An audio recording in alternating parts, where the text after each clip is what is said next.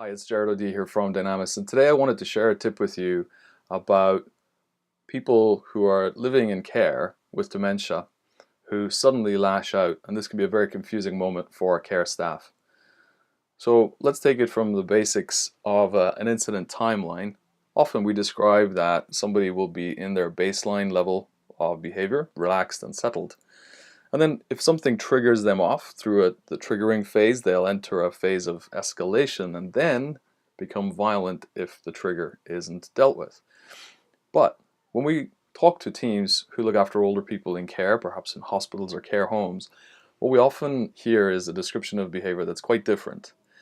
For example, staff will be working with somebody and having a really pleasant interaction, laughing, smiling, getting on with a task such as cleaning or washing or going to lunch or whatever it might be, and having a really nice time, except when the staff turn and then come back to that person, the person's completely changed their demeanor.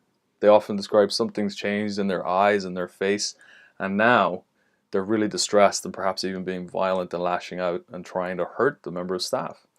And this can be really distressing for the staff members who day in, day out establish and create and maintain relationships with the older people they look after.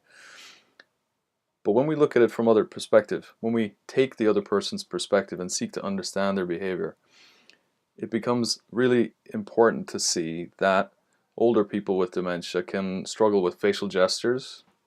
They can struggle with hearing things properly and seeing things properly. They can struggle with connecting the daily events of life and understanding what's happening. So misunderstanding events is really, really common with people with dementia. And what we can see as well is that their survival sense, because of the shrinking of their comfort zone and a lowered threshold for stress in general, they can become very easily triggered into distress.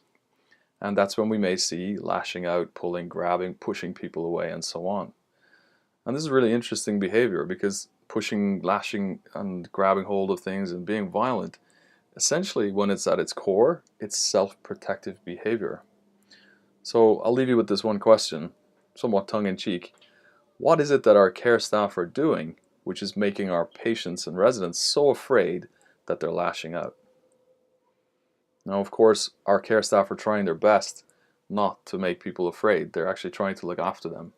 But if we change the perspective slightly and see it from the other person's point of view, some of our behaviors, some of our proximity management, our facial gesture management and other nonverbal gestures, some of the tasks we're trying to accomplish are particularly triggering for somebody with a lowered threshold for stress. And that's why we see those behaviors.